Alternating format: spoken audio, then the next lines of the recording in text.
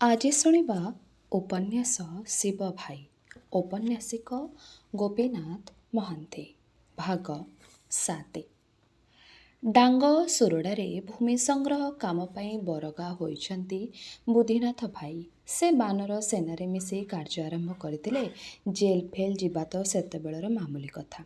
ସେସବୁ ସାରି ମହାତ୍ମାଙ୍କ କତିରେ ସାବରମତୀରେ ରହିଗଲେ ବହୁ ବର୍ଷ। ତାପରେ ପଦାକୁ ବାହାରିଲେ। 42 ବର୍ଷ ଯାକେ ବ୍ରହ୍ମଚର୍ଯ୍ୟାଶ୍ରମ ପାଳନ କରି 43 ବର୍ଷରେ ଗ୍ରାହସ୍ଥ୍ୟଶ୍ରମରେ ପ୍ରବେଶ କରିଛନ୍ତି। ସେ ସୁପୁତ୍ରକୁ ପତ୍ନୀଙ୍କ ପାଖରେ ଦୂର କଟକ ଜିଲ୍ଲାରେ ଛାଡ଼ିଦେଇ ନିଜେ ଏକୁଟିଆ ପହଞ୍ଚିଛନ୍ତି ଏ ମାଳରେ। 2 ଥର 10 ଦିନ ଲେଖା ମାଳ ଜ୍ୱର ହୋଇ ଛାଡ଼ିଗଲାଣି। ଡେଙ୍ଗା ଧେଡ଼େଙ୍ଗା ଦେହଟି ଆହୁରି ହାଡ଼ୁଆ ହୋଇଯାଇଛି। ମୁହଁ ଉପରେ ଧଳା କଳା ରୁଢ଼ ତଳେ ତଳେ ଆଂଶ ଆଂଶିଆ ଦାଢ଼ି। ଓସାର କପାଳଟା ଆଉ ଉଜ୍ଜଳ ଆଖି, ସେଥିରେ ଆଶା ଆଉ ବିଶ୍ୱାସ। ଆଉ କର୍ମୀର ବିଶେଷତଃ ନଳିଗୋଡ଼ ଆଉ ପାଦ ଦିଟା ଯେ କେବେ ଥକେ ନାହିଁ। ଚାଲି ଥାକ ଗୋଟାଏ ପରେ ଗୋଟାଏ ଶିରଗଣ୍ଠି ପଛେ ଫୁଲି ଫୁଲି ଉଠୁ। କିନ୍ତୁ କର୍ମୀ ବୁଦ୍ଧିନାଥଙ୍କର ସବୁ ବୀରତ୍ୱ ପାଣି ଫଟାଇ ଦେଇ ରାସ୍ତାରେ ଆଗେ ଆଗେ ପାରି ହୋଇଗଲା ମହାବଳ ବାଘ। ରାସ୍ତା କରରେ ବସି ବସି ଅପେକ୍ଷା କଲା। ପାଖେ କର୍ମୀ 20 ହାତ ଆଗକୁ ମହାବଳ। ତାର ଫୁଲୁକା ମୁହଁ ଅଳ୍ପ ହସିଲା ପରି। ତାର ଜ୍ୱଳନ୍ତା ଦୃଷ୍ଟି ସ୍ଥିର ହୋଇ ଲାଗି ରହିଛି କର୍ମୀ ମୁହଁ ଉପରେ। ଗଛମୂଳେ ଗଦା ହୋଇଛି ହାଡ଼ଚମ ହୋଇ କର୍ମୀଟିଏ। ସେ ଘର ତୋଳି ନାହିଁ, ଜମି କିଣି ନାହିଁ, ସଂସାରୀ ଲେଖାରେ କିଛି କରିନାହିଁ, ଯେଉଁଥି ସକାଶେ ତା ନାଁରେ ସ୍ତୁତି ସମ୍ଭ ଗଢ଼ା ହେବ। ସେ ସୂତାକଟାରେ ଦକ୍ଷତା ଅର୍ଜିଛି, ଲୁଗା ବୁଣିଛି, ବଢ଼େଇ କାମ କରିଛି, ଆଶ୍ରମରେ ଗାଈ ଦୁଇଁଛି, ପାହାନ୍ତିଆରୁ ଝାଡ଼ିକରୁ ବାଲ୍ଟି ବାଲ୍ଟି ଘୁଅ ସଫା କରି ବୋହି ନେଇ ଫୋପାଡ଼ିଛି, ରାନ୍ଧିବାଢ଼ି ଖାଇବାକୁ ଦେଇଛି। ଥକି ନ ଯାଏ ଖରାଏ ତରାଏ ବୁଲି ବୁଲି ସ୍ପଷ୍ଟ କଥା କହିଛି, ସତ କହିଛି, ଡରି ନାହିଁ। ଯାହା ଠିକ୍ ବୋଲି ଭାବୁଛି ତାହା କରିଛି, ଡରେ ନାହିଁ। ଅଧିକା କିଛି କରିନାହିଁ। ସାଧାରଣ କର୍ମୀଟିଏ। ସାଧାରଣ ଯେପରି ଏ ପାଣି ପବନ, ଆଲୁଅ ଶାଗ, ପଖାଳ, ମାଣ୍ଡିଆ ଯାଉ, ଆମ୍ବଟାକୁ ଆଖିଆ ଆଣ୍ଠୁ ଲୁଚିବ ନାହିଁ। ମୋଟା ଖଦଡ଼ ଲୁଗା ପିନ୍ଧା ମଳିଧୂଳିଆ ମଣିଷଟିଏ। ଏଇ ମାଟି ଧୂଳି ପରି ଚିରନ୍ତନ। ସାମ୍ନାରେ ମହାଗଳ ବସିକି ହସୁଛି। ଦିନ ଦ୍ୱିପହର। ଡାକେ ବାଟ ଗଲେ ଡାଙ୍ଗ ସୁରଡ଼ା ବସ୍ତି। 500 ଲୋକଙ୍କ ବାସ। ସେମାନେ କୌଣସି ସାହାଯ୍ୟ କରିପାରିବେ ନାହିଁ, ଜାଣିପାରିବେ ନାହିଁ, ଏଡ଼େ ଚଞ୍ଚଳ। ବୁଦା ଜଙ୍ଗଲ ଲାଗି ରହି ରହି ବଡ଼ ହୋଇଛି। ତାପରେ ସେହି ଗୋଜିଆ ପାହାଡ଼ର ଢାଲୁ, ମାଣିକେଶ୍ୱରୀ ପାହାଡ଼। ଗୋଡ଼ ଅଡ଼ ମରି ମରି ଆସିଲାଣି। ଆଖି ଦିଟା ଡବ ଡବ ହୋଇ ଅନାଇ ରହିଛି। ତଣ୍ଟି ଶୁଖିଗଲାଣି। ମୁଣ୍ଡ ଭିତରେ ଝିମି ଝିମି। ଅନ୍ତ ଭିତରେ ଓଲଟ ପାଲଟ ଲାଗି ରହିଛି। ଆଉ କିଛି ମନେ ପଡ଼ୁନାହିଁ। କେବଳ ବାଘ। ଦେହଟା ମନଟା ଯେପରିକି ତାର ଭୋଜ୍ୟ ହେଲା ଭଳି ନିଜକୁ ନିଜେ ପ୍ରସ୍ତୁତ କରିନେଉଛି। ମନଟା ବି ବୀରତ୍ୱ ନାହିଁ, ଆଦୌ ନାହିଁ। କାନ୍ଦିବାକୁ ମନ ହେଉଛି, କିନ୍ତୁ ଆଖିକି ଲୁହ ଆସୁନାହିଁ। ଭିତରର ସବୁ ଯାହା ଯେପରିକି ବାହାରର ସବୁ ଦ୍ୱାର ବାଟେ ପଦାକୁ ବାହାରିବାକୁ ଠେଲାଠେଲି ଲଗାଇଛି। ହେଲା ହୋଇଗଲା, ଯଥେଷ୍ଟ ହେଲାଣି। ବାଘ ଅପେକ୍ଷା କରିସାରିଛି ବହୁତ ବେଳ। ଧୀରେ ବେକଟା ଗୋଟାଏ କରକୁ ଢଳେଇ ପଡ଼ୁଛି। ଏଥର ବାଘ କୁଦା ମାରିବ। ବେଶୀ ଦିନର କଥା ନୁହେଁ ତ। ବୁଦ୍ଧିନାଥ ଏଠିକି ଆସି ନିଜ ଅନୁଭୂତି ଲେଖି ଛପେଇଥିଲେ। ପଦେ ପଦେ ବାଘ, ମେଘ, ମ୍ୟାଲେରିଆ ସାଙ୍ଗେ ଭେଟାଭେଟି ହେବ। ଅନାଦର ଉପେକ୍ଷା ଲୋକ ଏଠି ମରନ୍ତି। ମୋତେ ବି ହୁଏତ ମରିବାକୁ ହେବ। ମୁଁ ସେତିକି ଭୟ କରୁନାହିଁ। ଯେଉଁଥି ବଣଦେଶରେ ବାଘ ମୋର ଭାଇମାନଙ୍କୁ ଗୋଡ଼େ ଗୋଡ଼େ ଖାଇଯାଉଛି, ଝିଟିପିଟି ଝରିପୋକକୁ ଖାଇଗଲା ପରି, ସେଠି ମୋତେ ବି ଯଦି ବାଘ ଖାଇବ, ତେବେ କ୍ଷତି କ'ଣ? ନୂଆ ବା କ'ଣ? ମୁଁ ଏ ବାଘ ମୁହଁରେ ମଲେ କି ମାଳୁଆ ଜ୍ୱରରେ ମଲେ ନିଜକୁ ଭାଗ୍ୟବାନ ମନେ କରିବି। ଭଗବାନଙ୍କୁ ଧନ୍ୟବାଦ, ସେ ମୋତେ ଏଠି କାର୍ଯ୍ୟ କରିବାକୁ ଏ ସୁଯୋଗ ଦେଇଛନ୍ତି। ଛପାଲେଖା ପଢ଼ି ଘରେ ସ୍ତ୍ରୀ କାନ୍ଦି ବୋବେଇ ଚିଠି ଲେଖିଥିଲେ। ମରିବାକୁ ମୁଁ ଡରେ ନାହିଁ। ମର୍ତ୍ତ୍ୟମଣ୍ଡଳରେ ଦେହ ବହି ଦେବତା ହୋଇଲେ ମରଇ। କିନ୍ତୁ ଆଗ ମୁଁ ମରେ, ତାପରେ ତୁମେ ସାହା ହୁଅ। ତୁମର ଯାହା ହେଉ। ତୁମେ କର୍ମୀ, ତୁମେ ସେବା କରିବାକୁ କଣ୍ଟା ଝଣ୍ଟା ମାଡ଼ି ବୁଲୁଛ। ମରିଗଲେ ତ ସରିଗଲା। ଆଉ କି ସେବା କରିପାରିବ? ତୁମେ କହୁଛ ତୁମେ ବାଘ ମୁହଁରେ ଗଲେ ନିଜକୁ ଭାଗ୍ୟବାନ ମନେ କରିବ। ଯେତେ ଯିବ ସେ ସଂସାରରୁ ଯିବ, ପୁଣି ନିଜକୁ ଭାଗ୍ୟବାନ କି ହତଭାଗ୍ୟ ମନେ କରିବାକୁ ତାର ମନ ଥିବ କେଉଁଠି? ଜଣାପଡ଼ୁଛି ତୁମେ ଜାଣି ଜାଣି ବିପଦ ଭିତରକୁ ଯିବା ପାଇଁ ଖୋଜୁଛ। ତୁମେ ବାହାଦୁରୀ ନେବାକୁ ଖୋଜୁଛ। ଏଣେ ଆମ ସଂସାରର ହଂସା ଉଡ଼ି ଯାଉଛି। ରାଗୁଛି କି? ସତ କହିଲେ ମଣିଷ ରାଗେ। ବାହାଦୁରୀ ନେବା ପାଇଁ ମଣିଷ ଉଞ୍ଚ। ହେବାକୁ ରଣପା ବାନ୍ଧି ଚାଲେ। ଯେମିତି ଠାକୁରାଣୀଙ୍କ ଘଣ୍ଟା ପାଟୁଆ କେତେ କ'ଣ କରେ।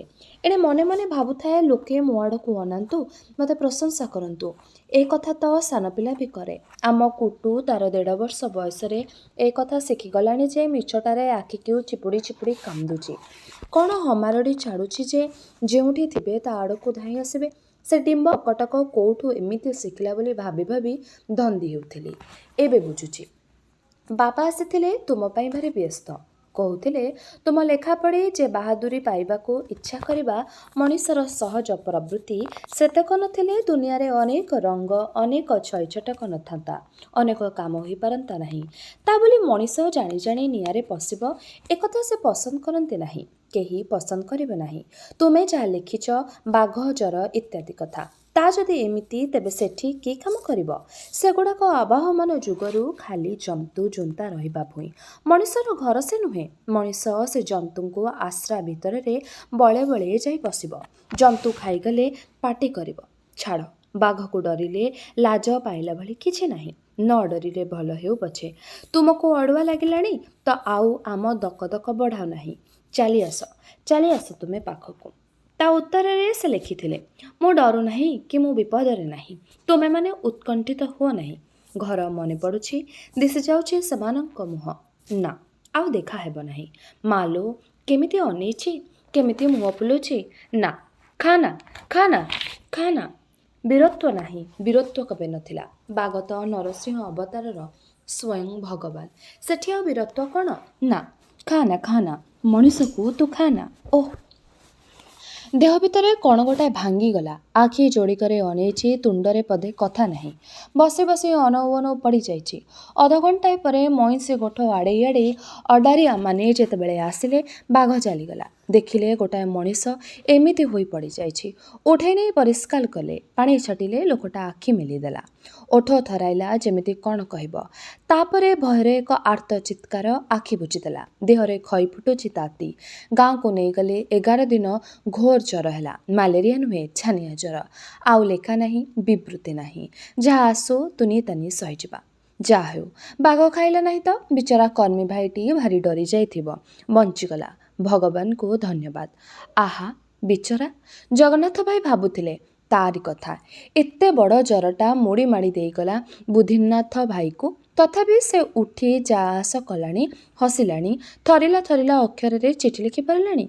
ଜଗନ୍ନାଥ ଭାଇ ଭାବୁଥିଲେ, ପୁଟିକ 1.5 ମହଣ, ବୋରିଖାଲ ଗାଁର କୋଟିଆ କନ୍ଧ ହିମେରିକା ମୋହନ କନ୍ଧର ବାର୍ଷିକ ଆୟ। ଧାନ 15 ପୁଟି, ସୁମା 8 ପୁଟି, ମାଣ୍ଡିଆ 3 ପୁଟି, ସୋରିଷ 1 ପୁଟି, କ୍ଲୋସା 2 ପୁଟି, ରାଶି 2 ପୁଟି, ଜଡ଼ା 10 ମାଣ। ଏ ପାଖେ ହଳଦୀ ହରଡ଼ ଧୂଆଁପତ୍ର ହୁଏ ନାହିଁ। ସେସବୁ ବିଷମ କଟକ ଆଡ଼େ। ହିମେରିକା ମୋହନ ଘରେ 4 ପ୍ରାଣୀ। ମୋହନ, ତା ଭାରିଜା ଲେଟି, ତା ପୁଅ ରାଗଡ଼ି ଓ ତା ଝିଅ ଡାବାଙ୍ଗି। ବର୍ଷକୁ ତାର ଖର୍ଚ୍ଚ। ଖୋରାକି 4 ଜଣଙ୍କୁ 4 × 12 = 48 ପୁଟି। ଲୁଗା ଜଣକୁ 2 ଖଣ୍ଡ ଲେଖା 8 ଖଣ୍ଡ। ଅନ୍ୟାନ୍ୟ ଆବଶ୍ୟକତା 4 ପୁଟି। ଅତଏବ ତାର ଧାନ ମାଣ୍ଡିଆ ବର୍ଷକ କ'ଣ ଯିବ? ଯାଏ 4 ମାସ। ଅନ୍ୟ ଦିନ ସେ ଅନ୍ୟାନ୍ୟ ଜିନିଷ ଖାଇ ପେଟ ଭର୍ତ୍ତି କରେ। କନ୍ଦାମୂଳ, ଟାକୁଆ, ତେନ୍ଦୁଳି ମଞ୍ଜି, ଶାଗ, ଡାଳ, ସଳପ, ଧୂଳି ଇତ୍ୟାଦି। ଅଭ୍ୟାସ ହୋଇଗଲାଣି, ବାଧେ ନାହିଁ। ବରଂ ତାର ଖାଦ୍ୟ, ସେ ଖାଦ୍ୟର ରଙ୍ଗ ଓ ଧରଣ ବି ତା ଆଖିକୁ ନୂଆ ନୁହେଁ। ଆମ୍ବ ଟାକୁଆ ଶୋଷକୁ ଛେଚି କଷ ପାଣି ଧୋଇ ଶୁଖେଇ ସେ ଶସରେ ପିଠା ଗୋଲାପି ନାଲି ଦିଶେ। ସଳପ ଧୂଳିର ଯାଉ, ହଳଦିଆ ବହଳ ନାଳ ଓ ନାଳଠୁ ବଳି। ହାଣ୍ଡି, ଲାଉ, ଡଙ୍କା, ପତ୍ର, ଚୌକିନି ସାହାଯ୍ୟରେ ପରମ ଆନନ୍ଦରେ ତାକୁ ସେ ପାଇଦିଏ। କୋରାକ ଅଟକେ ନାହିଁ। ତା ଛଡ଼ା ଶିକାର, ବଣରେ ନାନାଦି ପଶୁ। କିଛି ନ ମିଳିଲେ ସମତଳ ଗାଁର ଗୋରୁକୁ ସେ ହାଣି ଖାଇଦିଏ। କୋଟିଏରେ ସେ ଏକ ବଦନାମ। ଲୁଗା ପାଇଁ ତ ବିଶେଷ ଚିନ୍ତା ନାହିଁ। ସ୍ତ୍ରୀ ଲୋକ ପିନ୍ଧିବେ ଅଣ୍ଟାରେ 4 ହାତ ଲମ୍ବା ବେଡ଼େଇ ହେବାକୁ କନା ଓ ଉପରକୁ ପକାଇବାକୁ 2 ହାତ ଲମ୍ବାର ଖଣ୍ଡେ। ପୁରୁଷ ପିନ୍ଧିବ 5 ହାତର କରିଆ। ଖଣ୍ଡ 3 ଟଙ୍କା ପଡ଼ିଯିବ। ଡମ୍ବକି ଡେରାବୁଣା ମୋଟା ଖଦି। ସେ ମିଲ୍ ଲୁଗା ପିନ୍ଧେ ନାହିଁ। ମୂଲ୍ୟ ଦେବାକୁ ପଇସାର ବ୍ୟବହାର ବି ସବୁବେଳେ ନଥାଏ। ବୁଲା ବିକାଳି ଡମ୍ବକୁ 4 ମାଣ ମାଣ୍ଡିଆ ମାଗିଦେଲେ ତା ବଦଳରେ 5 ହାତର କରିଆ ମିଳିଯାଏ। ପୂଜା ଓଝା ବାବଦ ବେଶୀ ଖର୍ଚ୍ଚ ନାହିଁ। ବର୍ଷକେ 4 ପ୍ରକାର। ନୂଆଖିଆ ପାଇଁ 4 ପୂଜା। ଚୈତ୍ର ମାସରେ ବିରି, ମୁଗ, କାନ୍ଦୁଲ ଆଦି ରବି ଶସ୍ୟ ଅମଳ କଲାବେଳେ ଗୋଟାଏ ପୂଜା। ଆଷାଢ଼ ମାସରେ ଆମ୍ବଟା ଟାକୁଆ ଖାଇବାକୁ ଆରମ୍ଭ କଲା ବେଳେ ଭାଦ୍ରବ ବେଳେ ସୁଆଁ ନୂଆଖିଆ, ଆଶ୍ୱିନରେ ଧାନ ନୂଆଖିଆ, ମଇଁଷିଆଣିଆ ପୁଳା 8 ବର୍ଷରେ କି 10 ବର୍ଷରେ ପଡ଼େ। ବିଭାଘରକୁ କିଛି ଖର୍ଚ୍ଚ ହୁଏ, ତା ମଧ୍ୟ ଅନ୍ୟ ଜାତି ତୁଳନାରେ ବେଶୀ ନୁହେଁ। କିଏ କ'ଣ ପାଇବ ବନ୍ଧା ଆଜି। ଏହି କୋଟିଆ ବିଭାଘର ପ୍ରଥା ସ୍ୱତନ୍ତ୍ର। ପରଘର ମନକୁ ପାଇଲେ ପୁଅ ଝିଅ ଦୁହେଁ ନିଜ ନିଜ ବାପା ମାଆଙ୍କୁ କହନ୍ତି। ଶୁଭ ଦିନ ଦେଖି ପୁଅ ଘର ଲୋକେ ଝିଅ ଘରକୁ ଯାଇ ଝିଅ ବାପକୁ ଝିଅ ମାଗନ୍ତି। ଝିଅ ଘର ଲୋକେ ସେମାନଙ୍କ ଉପରେ ହଳଦୀ ପାଣି ପକାନ୍ତି। ସମସ୍ତେ ଥାଇ ଝିଅ ଘର କହନ୍ତି ଆଜିଠୁ ଏ ଝିଅ ତମର। ପୁଅ ଘର କହନ୍ତି ଆଜିଠୁ ଏ ପୁଅ ତମର। ପୁଅ ଘର ଲୋକେ ଘରକୁ ଫେରି ଯାଆନ୍ତି। ତାପରେ ବ୍ୟାପୃତ ରହନ୍ତି ଝିଅ ଘରକୁ ନେବା ପାଇଁ ବାରକନ୍ଧା ସଂଗ୍ରହ କରିବାରେ। ବାରକନ୍ଧା ସଂଖ୍ୟାରେ 12 ନୁହେଁ କି ଗଛମୂଳର କନ୍ଧ ନୁହେଁ। ଝିଅ ବାପ ପାଇଁ ହଳେ ପୋଢ଼ 4 ପଟ ଛଡ଼ା, ଝିଅର ମାମୁଁ ଲାଗି ଗୋଟିଏ ଛଡ଼ା, ଝିଅ ବାପ ପାଇଁ 2 ପଟ ଥାଳି, ଝିଅର ମା ପାଇଁ ଟ5ର ଖଣ୍ଡେ ଲୁଗା, ଝିଅର ଗାଁ ଲୋକଙ୍କ ପାଇଁ 3ଟା ଛେଳି, ଜାନିର ପାଉଣା ଟଙ୍କା 4, ଡ଼ିସାରିର ପାଉଣା ଟଙ୍କା, ପେସିନିର ପାଉଣା ଗୋଟାଏ ଛେଳି, ବୋଦା, ଜାତି ଭାଇଙ୍କ ପାଇଁ 3-4ଟି ଟିଣ ମଦ। ବରର ବାପ ଏତକ ନେଇ କନ୍ୟା ବାପକୁ ସମର୍ପି ଦେଲା ପରେ ବିଭାଘର ପାଇଁ ଦିନ ଠିକ୍ ହେବ। ସେଦିନ କନ୍ୟାଗାଁର ଲୋକେ କନ୍ୟାକୁ ଘେନି ବର ଗାଁକୁ ଆସିବେ। ଛାମୁଡ଼ିଆ ହୋଇଥିବ, ତା ତଳେ ହାଣ୍ଡିରେ ମକ ବୋଲି ଏକ ପ୍ରକାର ମଦ ଥୁଆ ହୋଇଥିବ। ବାଟପୂଜା ଓ ନଈପୂଜା ହୁଏ। ଆଗ ରାତିରୁ ଝୋଲାରୁ ଏପରି ଜାଗାରୁ ପାଣି ଆସିଥାଏ ଯେପରିକି ସେଠି ଚଢ଼େଇ ବି ଥଣ୍ଟ ବୁଡ଼େଇ ନଥିବ। ସେହି ପାଣିରେ ହଳଦୀ ଗୋଳା ହୁଏ। କନ୍ୟାର ପାଦକୁ ବର ତା ନିଜ ପାଦରେ ଚେପି ଧରିଲେ ଦୁହିଁଙ୍କ ଉପରେ ଜାନି ସେହି ପାଣି ଢାଳିଦିଏ। ସେହି ହେଲା ବିଭାଘର। ତାପରେ ଜାତିଆଣ ଭୋଜି। ଏ ହେଲା ପ୍ରଥା ଅନୁସାରେ ବିଭା। ଏତେ ବାରକନ୍ଦା ଭୋଜିଭାତକୁ ଯାହାର ଶକ୍ତି ନାହିଁ ସେ ଶ୍ୱଶୁର ଘରେ ଆଗତୁରା କୁଲି କାମ କରି ମୂଳରେ ଶୁଝିଲା, ନହେଲେ କନ୍ୟା ସଙ୍ଗେ କଥାଭାଷ ହୋଇ ଲୋକ ପଠାଇ ତାକୁ ଶୂନ୍ୟେ ଶୂନ୍ୟେ ଟେକି ଟେକି ଚୋରି କରି ଆଣିଲା। ଏହିପରି ସରଳ ଜୀବନ ବଞ୍ଚି କୋଟିଆ କନ୍ଧର ଭୋକରେ ମରିବାକୁ ଆଶଙ୍କା ନଥାଏ। କିନ୍ତୁ ଯେତେବେଳେ ଶାଗଡାଳ ଖୋଜିବାକୁ ବଣକୁ ଗଲେ ବାଘ ଧରେ, ସବୁଯାକ ଫସଲ ହାତୀ ଚରିଯାଏ, ସେତେବେଳେ କଷ୍ଟ ହୁଏ ସତ। କୋଟିଆ କନ୍ଧ ସଂଗ୍ରହ, ଶିକାର, ତାସ ଏ 3 ପ୍ରକାର ଅବସ୍ଥାରେ ଅଦ୍ୟାପି ରହିଛି। କୌଣସି ଗୋଟାକରୁ ପୂର୍ଣ୍ଣ ଭାବେ ଖସି ଯାଇପାରେ ନାହିଁ। କୋଟିଆ ପୁରୁଷ ଓ ସ୍ତ୍ରୀ ବେକ ଯାକ ନାନା ରଙ୍ଗର ମାଳି ପିନ୍ଧନ୍ତି। ସ୍ତ୍ରୀ ଲୋକ ଜଣେ ଜଣେ ଜଣକୁ ପ୍ରାୟ ଅଧସେରେ 3 ପା ଓଜନର କାଚମାଳି, ଧୋବ କଳା ନାଲି, ମୁହଁ ଦେହରେ ଚିତା, ନାକ ଅଗରେ ବି ଆଣ୍ଠୁଠୁ ଉପରକୁ ଲଙ୍ଗଳା। କେବଳ ଅକନ୍ଧ ବାହାରର ଲୋକ ଦେଖିଲେ ଦିହାତିଆ ଓଢ଼ଣୀର ଛାତି ଉପରେ ଖାଲି ବିଛେଇ ଦିଏ। ପୁରୁଷ ପିନ୍ଧେ କୌପିନି ଖଣ୍ଡିଏ, 5 ହାତିଆ କରିଆକୁ ଚିରି ସେ କୌପିନି କରେ। ଆମ୍ବାଦୋଳା ଜଗଦଲପୁର ଆଡ଼େ ପ୍ରଚାର କରି ଫେରି ଡାଙ୍ଗସୁରଡ଼ା ବାଟେ ପାଣ୍ଡ୍ରେଖାଲ ବାଟେ ବୁଲି ବୁଲି ବୋରିଖାଲରେ ଜଗନ୍ନାଥ ଭାଇ ରାତି ହେଇଗଲେ। 22 ଘର କୋଟିଆ କନ୍ଧ ସମସ୍ତିଙ୍କ ବଂଶ କୁମେରିବା। ଗାଁର ମାଝି ଡିମ୍ରୁ, କିନ୍ତୁ ଗାଁର ନାମୀ ଲୋକ ମୋହନ ଓ ସୁନ୍ଦର। ଏମାନେ ବଳଦରେ ହଳ କରନ୍ତି ନାହିଁ। ହଳ କରନ୍ତି ଗାଈ ଓ ଛଡ଼ା ଯୋଜି। ସୁନାରେ ଡେସିଙ୍ଗା, ତୁର୍ପା, ପୁସିଲା, ବରଦା ଖାଲି ଜମି ଧରି ବସିଲେ। ଗୋରୁ ମଡ଼କରେ ଗୋରୁ ମରିଯାଇଛନ୍ତି। ଅସଂଖ୍ୟ ହରିଣ ଫସଲ ଖାଇଯାଇଛନ୍ତି। ସମସ୍ତେ ସ୍ୱାର୍ଥର ମୋହ କାଟିଦେଇ କୋଠକୁ ଜମି କରିଦେଇଛନ୍ତି। ଆବଶ୍ୟକ ଅନୁସାରେ ବାଣ୍ଟି ନେବେ। ତହିଁଆର ଦିନ ଘୁମକୋଡ଼ି ଗାଁ।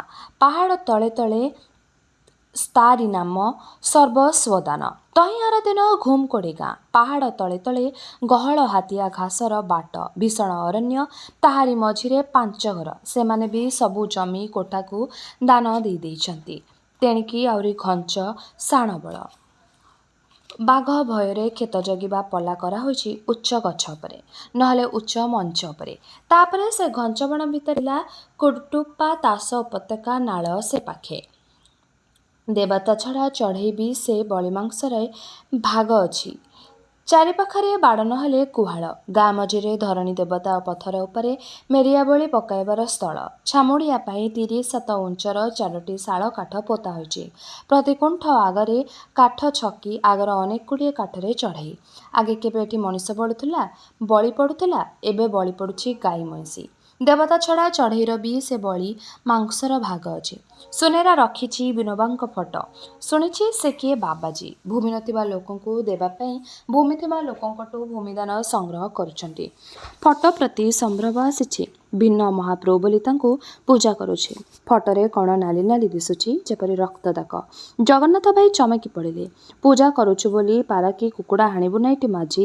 ଏ ମହାପ୍ରଭୁ ତୋରି ପରି ଜଣେ ମଣିଷ, ଇଏ ରକ୍ତ ଢାଳିବାକୁ କହେ ପାପ। ସତ୍ ସତ୍ ସତ୍ ସବୁ ମହାପ୍ରଭୁମାନେ ସମାନ ନୁହନ୍ତି। କିଏ କେଉଁଥିରେ ସନ୍ତୁଷ୍ଟ। ବଣେ ବଣେ ଆର ଗାଁକୁ ବାଟ, ଶାଳ ଗଛ ଖୁନ୍ଦା ଖୁନ୍ଦି ବଡ଼ ବଡ଼ ଘାସ। ଭୀଷଣ ଅରଣ୍ୟ ଭିତରେ ବଙ୍ଗଳା ଠିକ୍ ନଈ ଉପରେ। ତା ସାମ୍ନାରେ ଚନ୍ଦ୍ରପୁର ଯିବା ବାଟ। ସେହି ବାଟେ ବାଟେ ବାଘ ହାତୀ ବୁଲନ୍ତି। ବଙ୍ଗଳା ଆଗରେ ବଙ୍ଗଳା ଚୌକିଦାର କିଛି ତୈଳା ତାସ କରିବାକୁ ଆରମ୍ଭ କରିଥିଲା ଯେ, ଦିନ ଦ୍ୱିପହରେ ତାର ସମଗ୍ର ସମ୍ପତ୍ତି 2ଟି ଗୋରୁଙ୍କୁ ବାଘ ଖାଇଲା। ହାତୀ ଭୟରେ ବଙ୍ଗଳାର ଗୋଟାଏ ବଖରା ଚଟାଣର 4 ହାତ ଗହୀର ଗୋଡ଼ ଖୋଳା ହୋଇ ସିମେଣ୍ଟ ପଲସ୍ତରା ହୋଇ ଏକ ମାଟିତଳିଆ ଆଶ୍ରୟସ୍ଥଳୀ ରଖାହୋଇଛି। ସେ ଭୀଷଣ ବଣ ଭିତରେ ଆହୁରି 2 ମାଇଲ ଗଲାପରେ ହନୁମନ୍ତପୁର। ଗାଁ ବାଟଯାକ ଛାତିଏ ଉଞ୍ଚର ଖଣ୍ଡା ଘାସ। ଲାଗିଲେ ଗୋଡ଼ ଖଣ୍ଡିଆ ଖଣ୍ଡିଆ ହୋଇଯାଏ। କୋଟ୍ରା ନଈ ଉପରେ ହନୁମନ୍ତପୁର ଗାଁ। ଏଇ ଗାଁରେ ଘର। ରାୟବିଜି ପାତ୍ରଙ୍କର ଏ ରାୟବିଜି ଗାଁସ୍ଥଳୀ ଓ ଜମି ସବୁ ଦେଇଛନ୍ତି ଭୂମିହୀନ ଲୋକଙ୍କୁ ବଣ୍ଟା ହେବ ବୋଲି। ପ୍ରାୟ ଏକର ପଡ଼ିଆ ଜମି, ଯାହା ପୂର୍ବେ ତାଷ ହେଉଥିଲା। ବଳିଆର ସିଂହ ଦଳେଇ ପାତ୍ର। ଏ ଗାଁରେ ତାଙ୍କର ଘର। ସେଇ ପାଖରେ 8,000 ଡେକାଧୌରା ସବୁ ଜମି କୋଠ କରିଦେଇଛନ୍ତି ବଣ୍ଟନ ହେବ ବୋଲି। ସେମାନେ ବି ପାଇକ। ସେ ଗାଁ ବି ବଡ଼ ଉତ୍ସାହରେ ପ୍ରଚାର କରୁଛନ୍ତି, 4 ଭାଇ ସଙ୍ଗରେ ମିଶିକରି ଖାଇବା ସ୍ୱରାଜ୍ୟ ହେବ। ସମସ୍ତେ ଏକ ଆତ୍ମା ହୋଇ ଖାଇବା। ଆର ପାଖେ ପତନାଗୁଡ଼ି 5 ଘର ମୋଟେ। ମାଝି ଗୋରେଗଙ୍ଗା ଜୁନି, ତାର ରଇତ ବସୁ, ଗୋବି, ଜାମ୍ବୁ, ମୁଦ୍ନି। କେବେ 30 ଘର ଥିଲେ। ହାତୀ ବାଘ ଉଭୟ 25 ଘର ଚାଲିଗଲେଣି। 5 ଘର ଅଛନ୍ତି। ମିଳିମିଶି ବାଣ୍ଟିକୁଟି ଖାଇବାର ସୂତ୍ର ତାଙ୍କ ମୁଣ୍ଡରେ ପଶୁଛି। କିନ୍ତୁ ଏତେ ସରି ହେଲେ ବି ଲୋଭ ଛାଡ଼ୁନାହିଁ। 30 ଘରର ଜମି 5 ଘର ପାଇଁ ଥୁଆ ହୋଇ ପଡ଼ିଛି। ତଥାପି ବାହାରର ଲୋକଙ୍କୁ ସେ ଜମିରୁ ଭାଗ ଦେବା ପାଇଁ ତାଙ୍କର ଦେହ ସହୁନାହିଁ। ତାପରେ ସୁନ୍ଦର ବଣବାଟ। ନଈ କୂଳେ କୂଳେ ବହୁତ ବାଟ। 1.5 କୋଶ ଗଲାପରେ ପଡ଼ିଲା ଗୋଟିଏ ବଡ଼ ଗାଁ ମକାନାଗୁଡ଼ି। 46 ଘର କନ୍ଦ। ସମସ୍ତେ ଏକ ବଂଶ ଦିବାକିଆ। ଗାଁର ମାଝି ଦିବାକିଆ ମେଡ଼କେ। 5 ବର୍ଷ ତଳେ ଏ ଗାଁର ଝିଅ ମିଡ଼ି ହାତୀ ହାବୁଡ଼ରେ ପଡ଼ିଥିଲା ଠିକ୍ ତା ଘର ଅଗଣାରେ। ହାତୀ ତାର ଡେଣାକୁ ଧରି ଗୋଟାଏ କରକୁ ଥୋଇ ଦେଇଗଲା। ସେତେବେଳେ ତା ବୟସ 9। ସେତିକିରେ ତା ହାତ ଭାଙ୍ଗି ଯାଇଥିଲା। ଔଷଧ ବାନ୍ଧି ବାନ୍ଧି ଭଲ ହେଲା। ଚାରିପାଖେ ବଣ, ବାଘ ତାଙ୍କ ପଡ଼ିଶା। ଏ ଗାଁର 46 ଘର କନ୍ଦ ସବୁ ଜମିକୋଠ କରିଦେଇଛନ୍ତି। ସମାନ ଭାବରେ ବାଣ୍ଟି ନେବେ। ସେହିପରି କୋଶେ ଗଲେ ଆହୁରି ଉଆପୁଚି ଘର କନ୍ଦ ଓ ମକନାଗଡ଼ରୁ ଅଳ୍ପ ଛାଡ଼ି ସୀତାପାଙ୍ଗା ଅଠାର ଘର କନ୍ଧ। ଏ ଗାଁରେ ଯେପରିକି ବେଶି ଉତ୍ସାହ। ଗାଁ ମୁଣ୍ଡିଅଳ ଦିବାକିଆ ବାପା ମାଝି 90 ବର୍ଷର ବୁଢ଼ା। ସବୁଯାକ ଦାନ୍ତ ଅଛି, ପିଲାଝିଲା ନାହିଁ। ଦ୍ୱିତୀୟ ପକ୍ଷର ସ୍ତ୍ରୀ ଅଛି 50 ବର୍ଷର ବୁଢ଼ୀ। ସ୍ତ୍ରୀ ଲୋକମାନେ ଶାଢ଼ୀ ପିନ୍ଧନ୍ତି, ପୁରୁଷମାନେ ସାନ ଧୋତି ପିନ୍ଧନ୍ତି। ଢିପ ଉପରେ ଗାଁର ଜମି ଖୋଲରେ ଚାରିପାଖରେ ଗୋଲେଇ ହୋଇ ଜାଣ। ତାପରେ ଏକ କିଉସୀ ଲମ୍ବା ଉପତ୍ୟକା। ଦିଗରେ ପର୍ବତ, ମଝିରେ ଏକ ପାହାଡ଼ୀ ନଈ ପଥର କାଟି କାଟି ଚାଲିଛି। ଘର ଛୁଆଣି କରିବାକୁ ଯେଉଁ ପିରି ଘାସ ଦରକାର ହୁଏ, ସେହିପରି ଘାସର ବଣ ହୋଇ ରହିଛି। ଚାଲିଛି ବଣ ବଣ। କିନ୍ତୁ ଏହି ବଣ ଭିତରେ ଆଦିମ ମନୁଷ୍ୟ ବଣ୍ଟନ ପାଇଁ ଜମି ଛାଡ଼ିଦେଇ ଇତିହାସ ତିଆରି କରିଛି। ତେଣୁ ଗାଁକୁ ଗାଁ ଚାଲିଛନ୍ତି ଜଗନ୍ନାଥ ଭାଇ। ସକାଳ କି ସନ୍ଧ୍ୟା ସେଥିପାଇଁ ତାଙ୍କ ଚେତନା ନାହିଁ, ଭାବନା ନାହିଁ। ବାଘ ବାଟ କି ହାତୀ ବାଟ ବାଉଁଶିଆ ପରି ଚକାଚକା ହୋଇ ଖାଲର ଧାର ଲାଗିଛି। ସବୁଠି ବାଘ ଭାଲୁ ଥାଇପାରନ୍ତି। ବାଟୋଇ ଦଳ ବାନ୍ଧି ବାଟ ଚାଲେ ଚମକି ଚମକି। ଖୁଡ଼୍ କରି ହେଲେ ଛାତିଟା ଚାଉଁ କରେ। ସେହି ବଣରେ ଏକୁଟିଆ ଚାଲିଥାନ୍ତି ଜଗନ୍ନାଥ ଭାଇ। ଡେଙ୍ଗା କାଳିଆ ଧଡ଼ିଆ ଲୋକଟି। ଆଣ୍ଠି ଉପରେ ହାତ ବୁଣା ମୋଟା ଖଦଡ଼ ଡାଳ ଓହଳିଛି। ଧଡ଼ି ତ ନାହିଁ, ଖାଲି ଦେହରେ ପିଠିଆଡ଼େ ଖଣ୍ଡେ ଖଦଡ଼ ମୁଣି ଝୁଲୁଛି। ତହିଁରେ ଦାନପତ୍ର ହିଁ ବେଶି, ଆଉ ଆପଣା ଖଦଡ଼ ଚାଦରକ ଖଣ୍ଡିକ। ଆବଶ୍ୟକ ହେଲେ ସେସବୁ କାମକୁ ପାଏ। ଶୋଷ ବୁଡ଼ାଇବାକୁ ଅଁଳାଏ 2 ଅଁଳାଏ ଗଣ୍ଡା ବାଟରୁ ଢୋଳି ନେଇଥିଲେ। ବଣ ସଙ୍ଗେ ପଥର ସଙ୍ଗେ ମିଶିଯାଇ ଚାଲିଛି ସେ ମଣିଷଟି, ଯାହାର କାହାରି ସଙ୍ଗେ ବୈର ନାହିଁ, କାହାରି ପ୍ରତି ବିଦ୍ୱେଷ ନାହିଁ। ସେ ଚାହେଁ ଏ ସୃଷ୍ଟିରେ ସ୍ନେହତ ସମନ୍ୱୟ, ହିଂସାର ବଳ କଷାକଷି ନୁହେଁ। ମହାବଳ ବାଘ ବୁଦା ଉହାଡ଼ରୁ ତାଚ୍ଛଲ୍ୟରେ ଅନାଏ। ଯେତେବେଳେ ସେତେବେଳେ ଲଟା ଖାଲି ହଲି ଯାଇଥାଏ। ତୁଚ୍ଛ ତାଚ୍ଛଲ୍ୟରେ ଚାହାଣି ଛାଟି ଦେଇ ଅପେକ୍ଷା କରିଥାଏ ନୀଳଗାଈକି ସାମ୍ବର ଏ ବାଟେ ଆସିବ ବୋଲି। ହରିଣ ତ ହରିଣ, ଗୋଟାଏ ହୃଷ୍ଟପୃଷ୍ଟ କୁଟ୍ରା ଦେହରେ ମଧ୍ୟ ଏଇ ଏକୁଟିଆ ମଣିଷଟାଠୁ ବି ବେଶୀ ମାଂସ। ଅନାନ୍ତି ଅଜଗର, ଅହିରାଜ, ବଣବୁଡ଼ା ସେମାନେ ବି ଗଛପତ୍ର ସହିତ ସମନ୍ୱୟ ରଖିଥାନ୍ତି। ଅନ୍ତତଃ ରଙ୍ଗରେ ଟିକି ଟିକି ଚଢ଼େଇ ଘାସ ଉପରେ ବସି ଝିଣ୍ଟିକା ଖାଏ। ବାଘ ଶାଗ ଖାଇବ ନାହିଁ, ଚଞ୍ଚଳ କୋଳି ଖାଇବ ନାହିଁ, ଅଜଗର ଘାସ ଖାଇବ ନାହିଁ। ସେ ବଣର ଦୃଷ୍ଟାନ୍ତ ଦେଇ କେହି ମନୁଷ୍ୟ କହେ, ସୃଷ୍ଟିର ଲୀଳା ଏହିପରି, ଯେ ପାରିଲା ସେ ଖାଇଲା, ଯେ ନ ପାରିଲା ସେ ମଲା। ବକ୍ଷ ବକ୍ଷକ ସମ୍ବନ୍ଧରେ ସଂସାର ଛନ୍ଦାଛନ୍ଦି ହୋଇଛି। କେହି କେହି ଜମି ଦେଇଦେଲେ ଜମି ସମସ୍ୟାର ସମାଧାନ ହେବ ନାହିଁ କି ଏ ମାର୍ଗରେ ପୃଥିବୀ ସ୍ୱର୍ଗ ପାଲଟିଯିବ ନାହିଁ। ମିଛ, ଚୋରି, ଡକାୟତ, ପରାଙ୍ଗ, ଭୋଜନ, ହାଣ କାଟ ଏସବୁ କଥା ଏ ସଂସାରର ନୀତିରେ ଏକାନ୍ତ ଆବଶ୍ୟକ। ତୁମେ ମାର ନହେଲେ ମର। ଶାନ୍ତି ଓ ଅହିଂସା ଜପ କରୁଥିଲେ ମଧ୍ୟ ଏ ନିରାଟ ସତ୍ୟଠୁ ନିସ୍ତାର ପାଇବ ନାହିଁ। ବଣେ ବଣେ ଗଲାବେଳେ ଜଗନ୍ନାଥ ଭାବନ୍ତି ଏସବୁ ପ୍ରଶ୍ନ। ଖାଲି ପାଦତଳ ଫାଟି ଆଁ କରିଛି। ଆଙ୍ଗୁଳେ ଗହୀରରେ ପାଦ ଦିଟା ମାଟିରେ ଥାଉ ପଛେ ମୁଣ୍ଡଟା ଅଛି ଆକାଶରେ। ନିସ୍ତାର ନାହିଁ ମିଥ୍ୟା କବଳରୁ, ନିସ୍ତାର ନାହିଁ ସଂସାରରୁ, ଅବିଦ୍ୟା କବଳରୁ, ନିସ୍ତାର ନାହିଁ ଦୁଃଖର ଯନ୍ତ୍ରଣାରୁ। ସେ ତ କେବେକାର କଥା, ଯେତେବେଳେ ମଣିଷ ଏ ପ୍ରଶ୍ନର ସମାଧାନ ଖୋଜୁଥିଲା। ସମାଧାନ ତ ପାଇସାରିଛି କେଉଁ ଯୁଗରୁ। ନହେଲେ ଭାଗବତ ଲେଖା ହୋଇନଥାନ୍ତା। ବିରାଟ ବ୍ରହ୍ମାଣ୍ଡ ଭିତରେ ମନୁଷ୍ୟର ସ୍ଥାନ ନିରୂପଣ କରି ସମନ୍ୱୟ ମାର୍ଗ ଅର୍ଥାତ୍ ଯୋଗମାର୍ଗ ନିର୍ଦ୍ଧାରଣ କରି ପ୍ରକାଶ ପାଇନଥାନ୍ତା। ସତ୍ୟ, ଯେଉଁ ସତ୍ୟକୁ ମନୁଷ୍ୟ ଧର୍ମ ଆଖ୍ୟା ଦେଇ ପୂଜା କରି ଆସିଛି। ମଣିଷର ଦେହ ପଶୁ ଦେହ, କିନ୍ତୁ ମଣିଷ ପଶୁ ନୁହେଁ। ପଶୁ ନିଜେ ପ୍ରବୃତ୍ତିର ଦାସ ବୋଲି ଯେଉଁ କର୍ମ କରିବା ତାର ସ୍ୱଭାବ, ମଣିଷ ସେଭଳି କରିବାକୁ ବାଧ୍ୟ ନୁହେଁ। କାରଣ ମଣିଷ ତାର ପ୍ରବୃତ୍ତିକୁ ଦବେଇପାରେ, ରୋକିପାରେ। ତେଣୁ ପଶୁପକ୍ଷୀ ପକ୍ଷରେ ଯାହା ଅଲଙ୍ଘନୀୟ ବିଧିର ବିଧାନ ମନୁଷ୍ୟ ତାର ସାଧ୍ୟମତେ ଭାଙ୍ଗିପାରେ। ତେଣୁ ସେ ଜୀବମାନଙ୍କ ମଧ୍ୟରେ ଶ୍ରେଷ୍ଠ। ତେବେ ଏଠାରେ ଶେଷ ହେଲା ଔପନ୍ୟାସିକ ଗୋପୀନାଥ ମହାନ୍ତିଙ୍କର ଉପନ୍ୟାସ ଶିବ ଭାଇର ଏହି ଭାଗଟି। ଆଗାମୀ ଅଧ୍ୟାୟରେ ଏହି ଉପନ୍ୟାସଟିର ବାକି ଅଂଶ ଗୁଡ଼ିକୁ ଆମେ ଶୁଣିବା। ରହିଲି, ନମସ୍କାର।